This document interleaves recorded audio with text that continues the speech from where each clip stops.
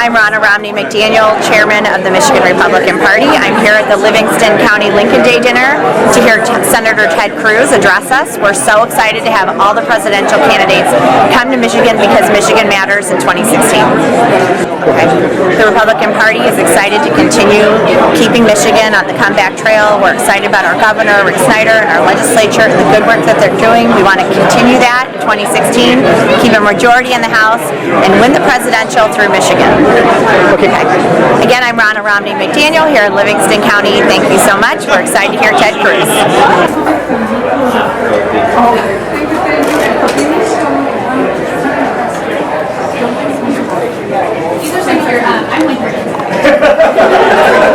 These are some of your state leaders.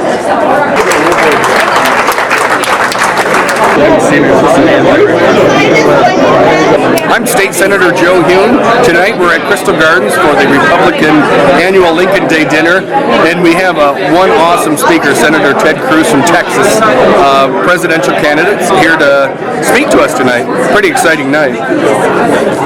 Myself and Lansing have been working on some auto insurance reform, which is pretty significant stuff, and working on providing consumer savings to our constituents across the state. And on a personal note, my wife's doing a couple of weeks with our first baby, little boy, so we're pretty pumped. I'm State Senator Joe Hune, and thanks for coming out tonight. Hi, I'm Wendy Day. I'm the State Ted Cruz Director, and I'm so excited to be running his campaign here in Michigan. We're at the Livingston County Lincoln Day Dinner, and it's a great event that's honoring God and country and our military. Our keynote speaker this evening was Senator Ted Cruz from Texas. He spoke about the American dream. He spoke about really reigniting the passion in America and making America that shining city on a hill again that it once was. And the crowd was so supportive and excited to hear everything he had to say. And I think it's going to be a great campaign for him. It's a great crowd. Everyone's still energized. And I'm excited to be here. I'm Wendy Day. I'm actually his Michigan director for the Ted Cruz for President campaign. Please don't hesitate to call me, and I have his cell phone number, so get ready to write this down. All right? On a serious note, on behalf of U.S. Congressman Mike Bishop, I would like to say good evening, congratulations on another successful Lincoln Day dinner. I'm sorry I can't be there with all of you tonight. The House is currently in session, voting on appropriations bills late into the evening. I just had my first town hall in Ingham County yesterday, and I look forward to speaking with those of you in Livingston County soon.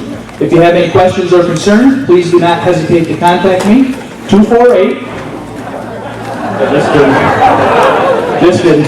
Again, my sincerest apologies for not being able to join you tonight. Have a great event, and my continuing best regards to you and your family, Congressman Mike Bishop.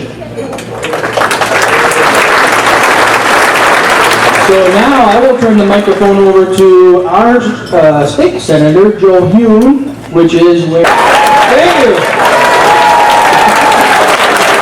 Thank you, Ben.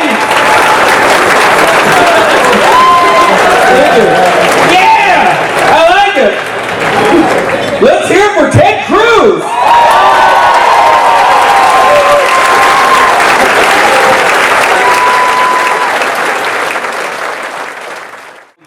Consistently I'm wondering whether or not Livingston County is red because of Joe or Joe's red because of Livingston County here. But either way, he's a great representative up there and a solid conservative, and I really appreciate serving with him, as I do with Tanya and Judy. It's great to be here. I have the honor of introducing another senator without the prefix state in front of his name, and we've got a U.S. senator in front of him today. And it's a total blessing to be able to introduce United States Senator Ted Cruz. And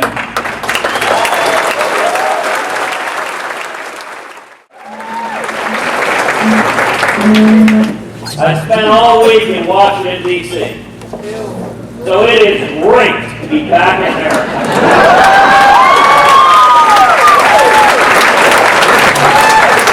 Patrick, thank you so much for that very kind introduction. Thank you for your courageous voice for freedom, and thank you for your friendship and leadership of our team here in Livingston.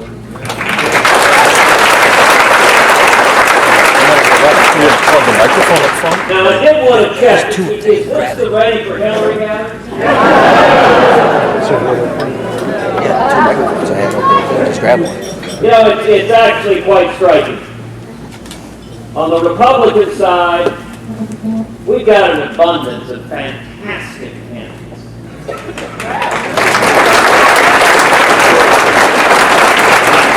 I think by the end of it, we may need a phone book just to tell us all apart. Nothing that I say tonight. Well, then you probably spent too much time at the ball. But if you remember just one thing that I say tonight, let it be this: that I am profoundly, powerfully, deeply optimistic.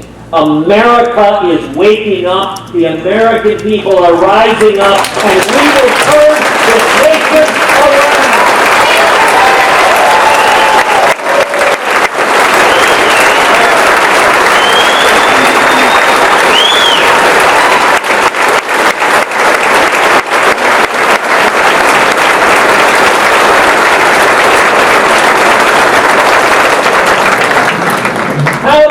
Reignite the promise of America. How do we get back to that basic ideal this nation was founded upon, that our kids would have a better life than we did, and their kids would have a better life than they did? 3 simple principles that we get back to. Number 1, we bring back jobs and growth and opportunity.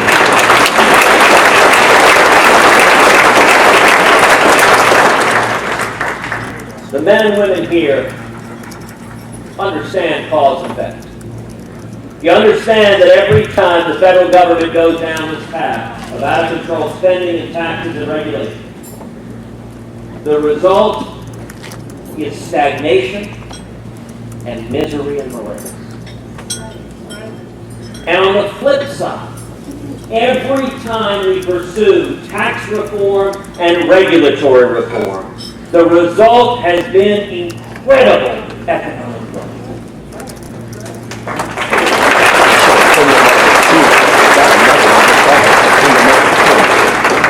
That was true in the 1920s. It was true in the 1960s. It was true in the 1980s. Tax reform. Right now we spend about $500 billion a year on tax reform. On lawyers and accountants, all of that is dead weight loss. It's about the budget of our entire military, wasted every year. As we say in Texas, that doesn't produce a single truck or tortilla.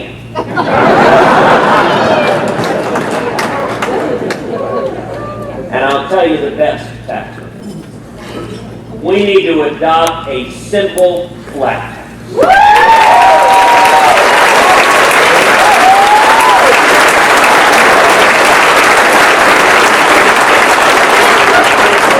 Where every American can fill out his or her taxes on a postcard.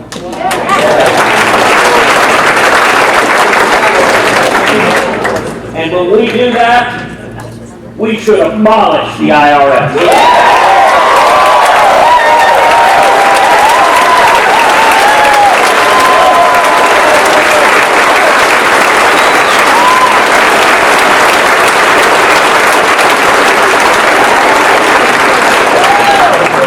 There are about 90,000 employees of the IRS. We need to padlock that building. Take all 90,000 and put them down on our southern border.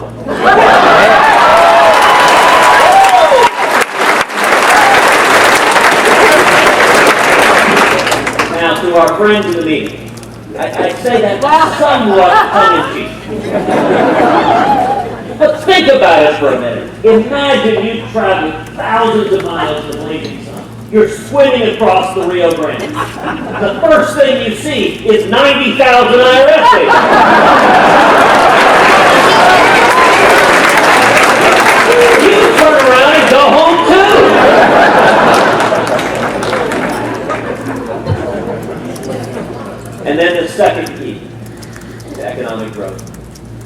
is regulatory reform.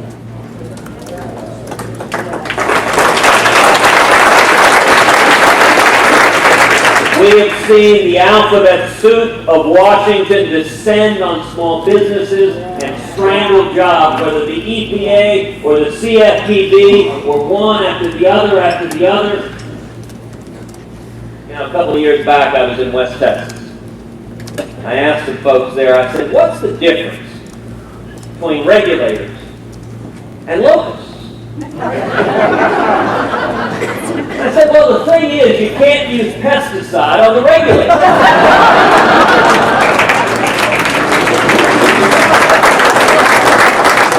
And this old West Texas farmer, he leaned back, he said, want that?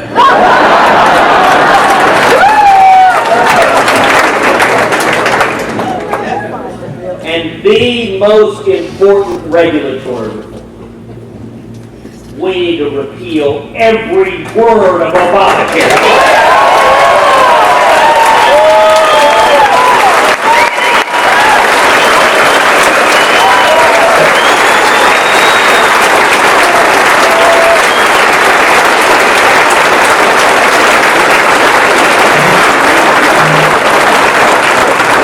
We need health care reform that makes health insurance personal, portable, and affordable, and keeps government from getting between us and our doctors.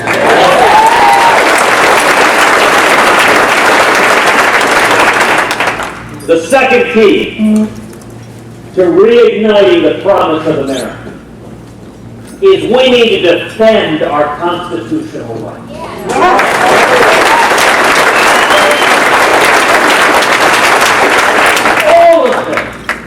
We need to defend the First Amendment, free speech, and especially religious liberty.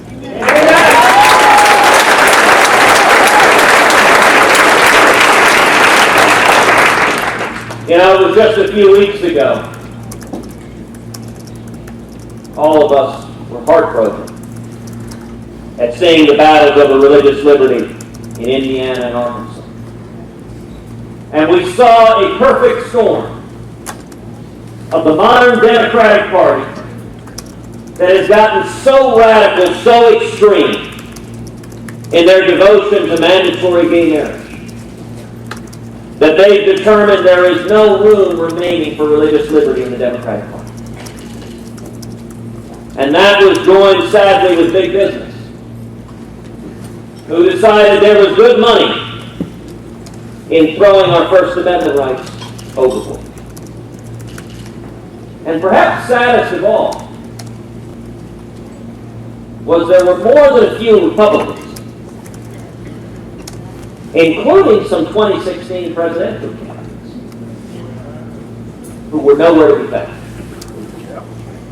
They somehow found that was the time they needed to rearrange their socks. Well, I give you my word, I will always defend the religious liberty rights of every single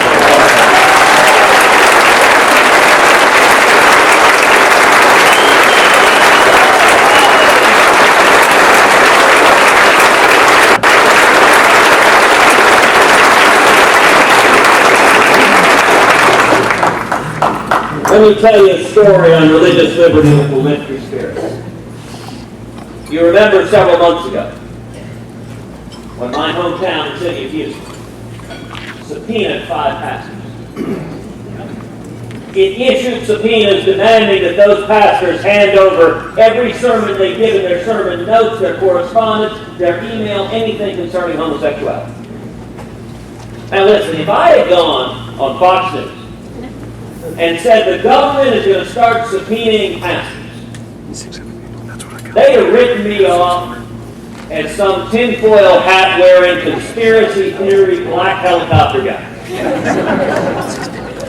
And yet there was the city of Houston issuing those subpoenas. Now when that happened,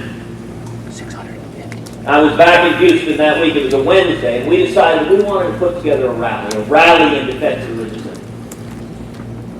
And so I called my pastor. Heidi and I are members of the First Baptist Church in Houston. I called my pastor, Pastor Greg Mott.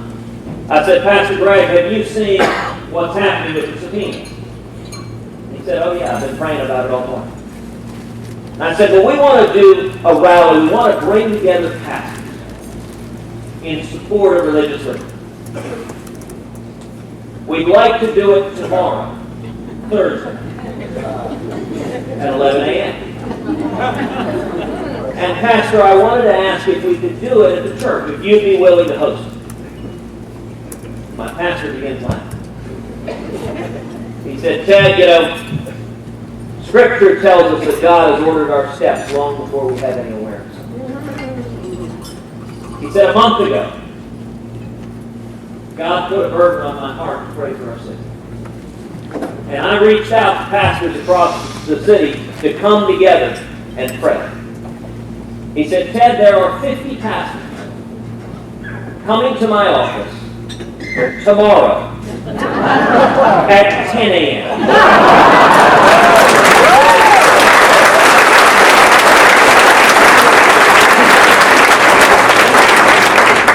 We both just kind of stopped for a second and said, wow.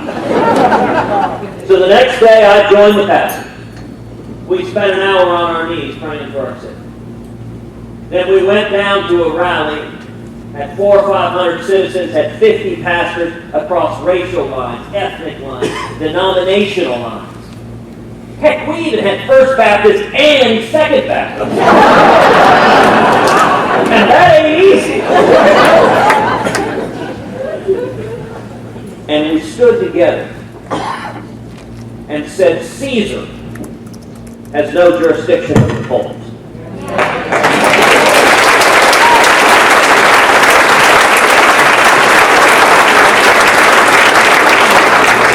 And when you subpoena one pastor, you subpoena every pastor. And let me tell you, the heat and light and attention and the prayers of believers across the country were so intense that within days the mayor surrendered, withdrew the subpoena, and dropped the matter altogether.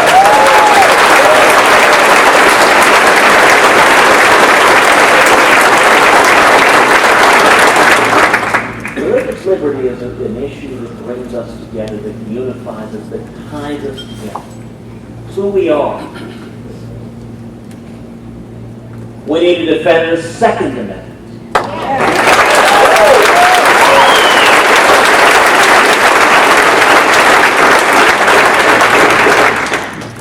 You know, Vice President Joe Biden.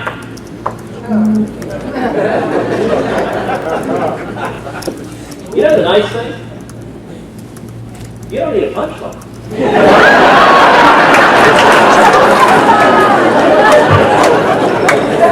I promise you it works. The next part of your act is walk up to someone, say Vice President Joe Biden, and just close your mouth. They will crack up laughing.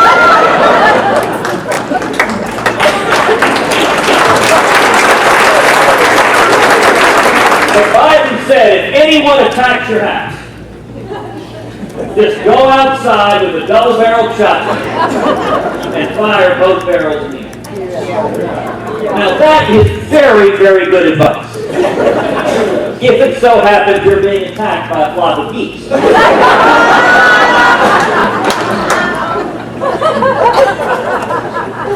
We need to defend the Fourth and Fifth Amendments, our rights to privacy.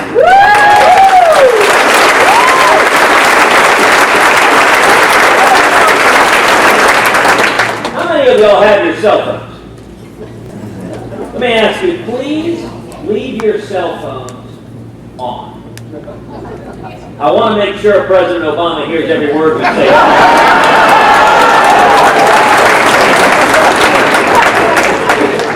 And let me say something very briefly. After a great battle in Congress, I'm proud to say this week the United States Congress passed the USA Freedom Act, ending the federal government's bulk collection of phone metadata.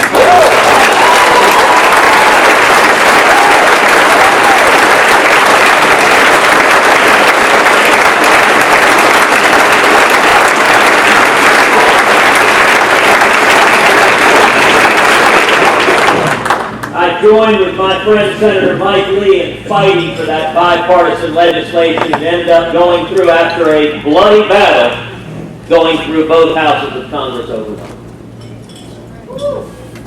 We need to defend the 10th Amendment.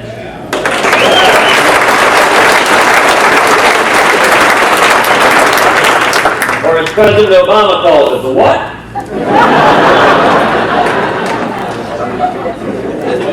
The fundamental protection that says the powers not given to the federal government are reserved to the states.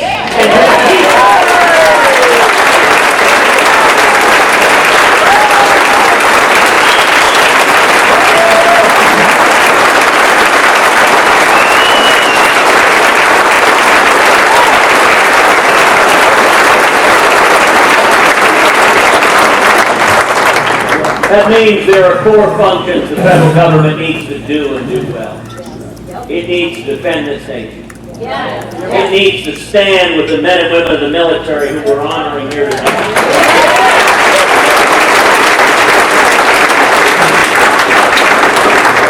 It needs to secure our borders.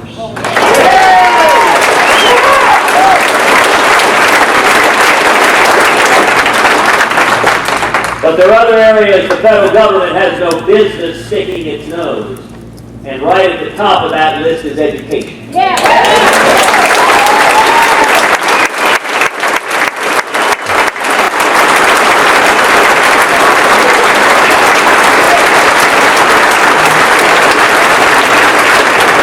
And we need to repeal every word of Common Core.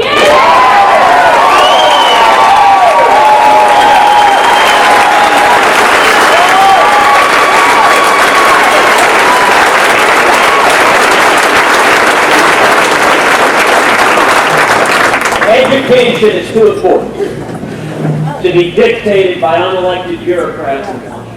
Amen. It needs to be at the state level, and even better, at the local level.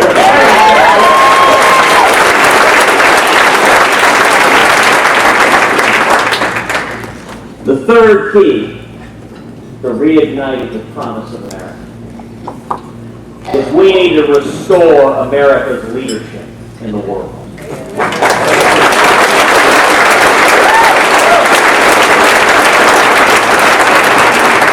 For 6 years, we have seen the consequences of the Obama-Clinton foreign policy. Leading from behind does not.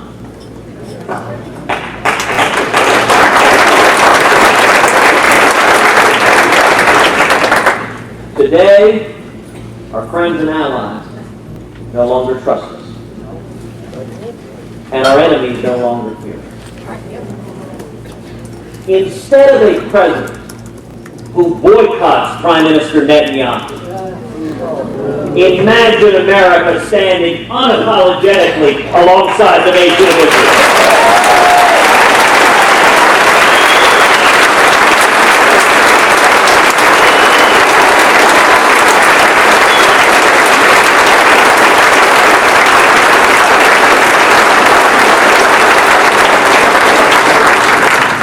Imagine a commander-in-chief who stands up and says, "We will defeat radical Islamic terrorism."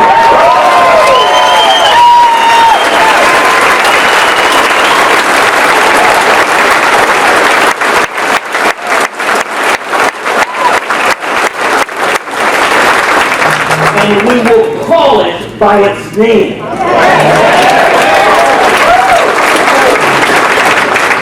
Imagine a president who says, under no circumstances will the nation of Iran, whose theocratic zealot leaders lead chants of death to America, under no circumstances will Iran be allowed to acquire nuclear weapons.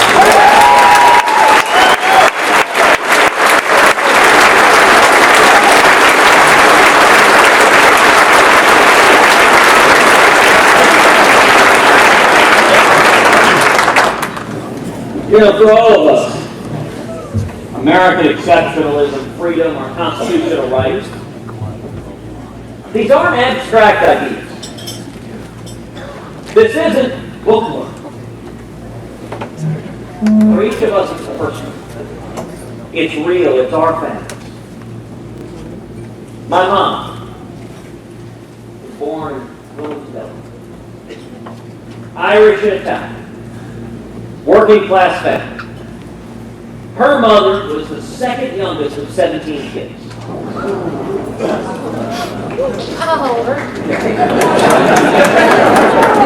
They were Irish Catholic. They didn't know what else to do on a Saturday night. My mother became the first person in her family ever to go to college.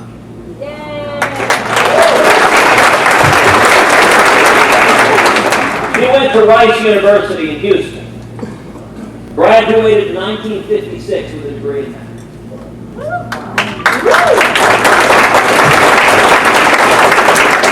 And then she went to work at Shell as a computer programmer. Now these were two industries, the oil and gas industry and the computer industry, neither one of which was very welcoming to women. And she was at the intersection of them both. When I was a kid, my mom used to tell me she very deliberately didn't learn how to type. She said, look, it was the 1950s. I understood the world I was living in. She didn't want to be walking down a hallway and have men stop her. Say, sweetheart, would you type this for me? My mother wanted to be able to smile very, very sweet. And with a clean conscience, say, I would love to help you out, but I don't know how to type.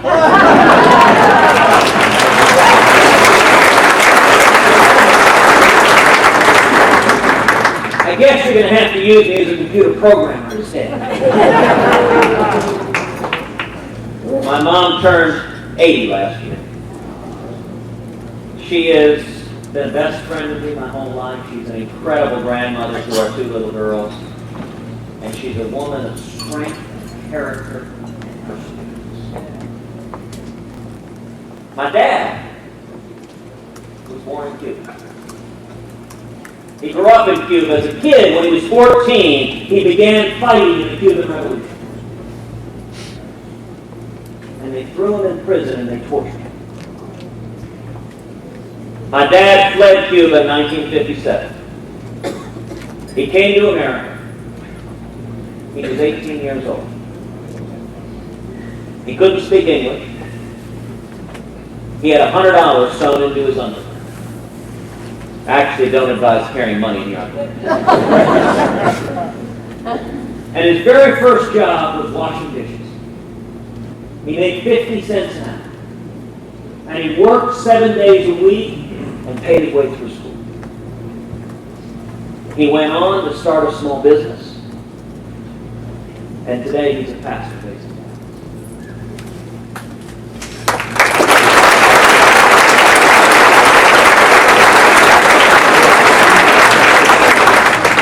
My whole life, my dad has been my hero.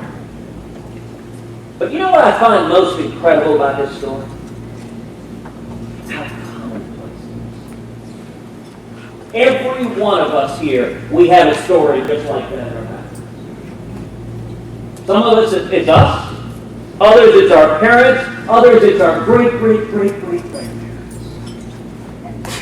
But what ties us together, every one of us, we are the children of those who risk everything. And I think that's the fundamental DNA of what it means to be an American, to value liberty and opportunity above all else.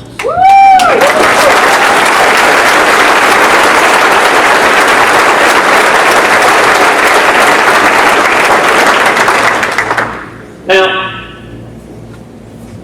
I mentioned that we have a tremendous field running for president. I got to tell you, I think the central issue of the Republican primary is going to come down to one word: trust. Every one of us is tired of politicians who say one thing and do another.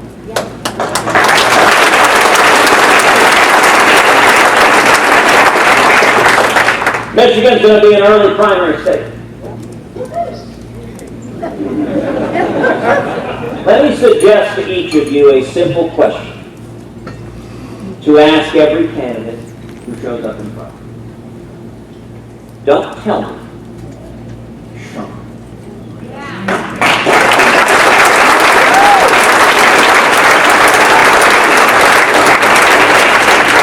If you say you oppose Obamacare, terrific. Show me where you stood up and fought.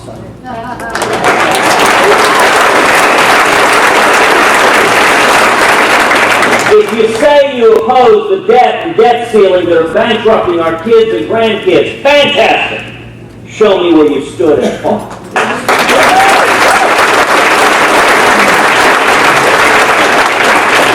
If you say you oppose President Obama's unconstitutional executive amnesty, wonderful. Show me where you stood and fought to stop it.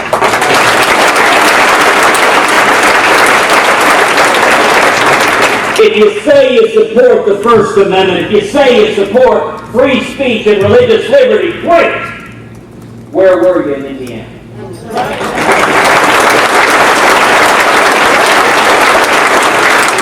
Where were you when the IRS began targeting American citizens for their political beliefs?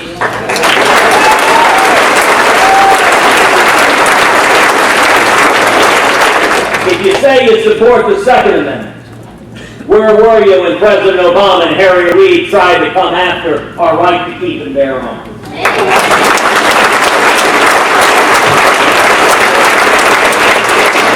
If you say you support privacy, where were you in ending the federal government's bulk collection of phone metadata?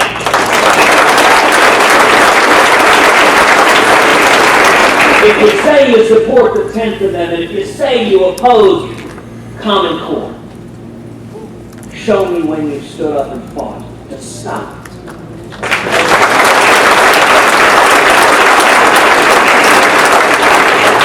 And if you're a governor, show me that you didn't embrace Common Core and only change your mind when you announced for president.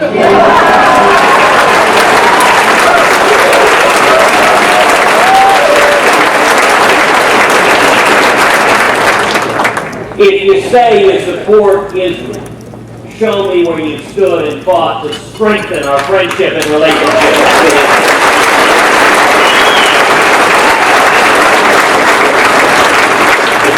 If you say you oppose radical Islamic terrorism, you oppose a nuclear Iran, show me where you stood and led and fought.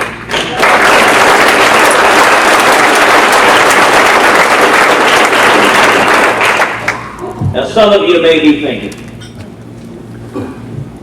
I agree with all of this. These principles, they're common sense.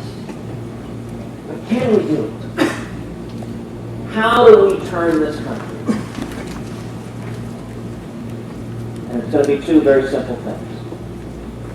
Number one, we've got to reassemble the old Reagan coalition.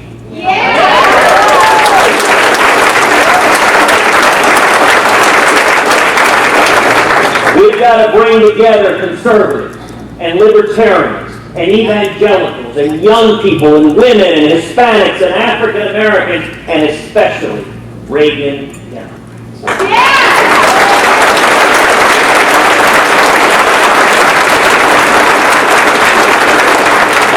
Michigan is ground zero for the Reagan Democrats, the working men and women getting hammered by the Obama government.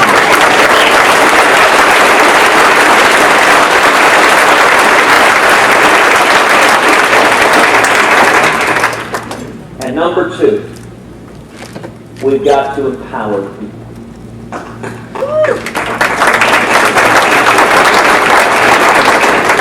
We are working to build a grassroots army across Michigan and in every state across the Union.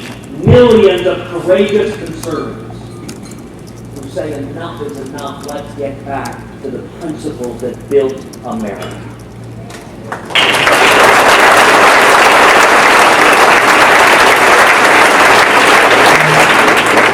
If you're willing to help us, energized, courageous conservatives.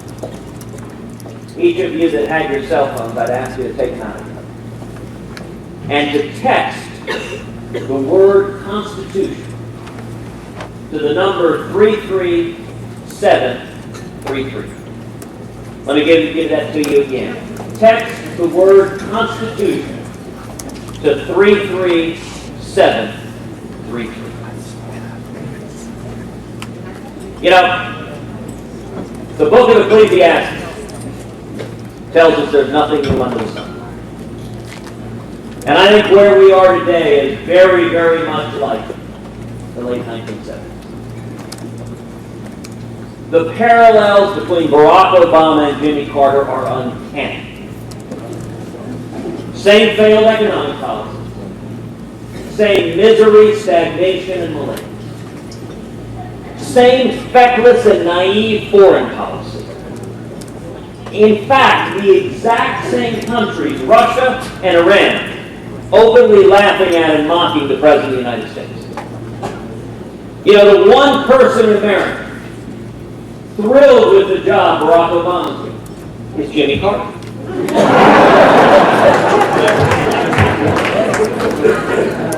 Why does that analogy give me such hope and hope? How the story ends. The late 70s, we saw a grassroots movement begin to sweep this country. Millions of men and women who rose up and became the Reagan Revolution.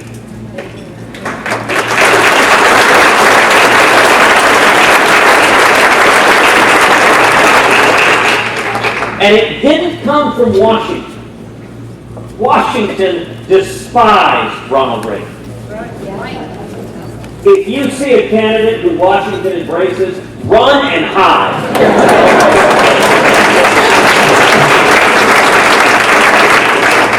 It came from the American people, and it was a force so potent that it swept in like a tsunami and turned this country.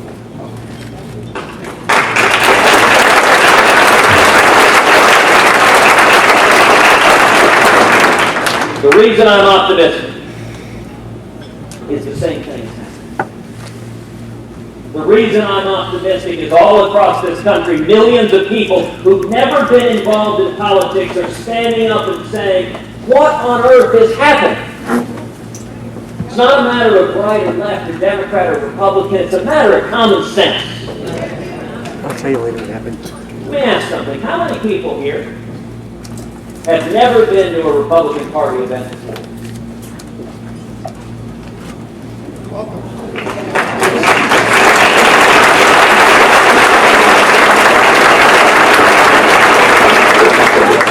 That's what happened in 1980. We're seeing this all across the country. You know, when we launched our campaign on March 23rd, the mainstream media had heart. The New York Times intoned, Cruz cannot win because the Washington elites despise him. I kind of thought that was the whole point of the campaign.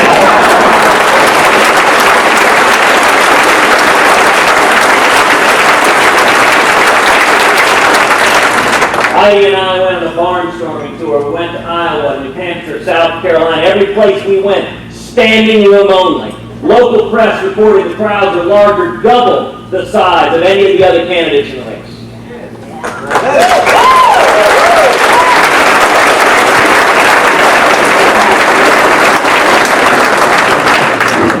And I want to close with a very simple observation. When I was a kid, my dad used to say to me over and over again, when we faced depression in Cuba, I had a place to flee. If we lose our freedom here, where do we go? That is why each and every one of us is here today. Because we are not content to go quietly into the night. We are not content to lose this country. We're not content to give up on our kids and grandkids. And together, we will bring back that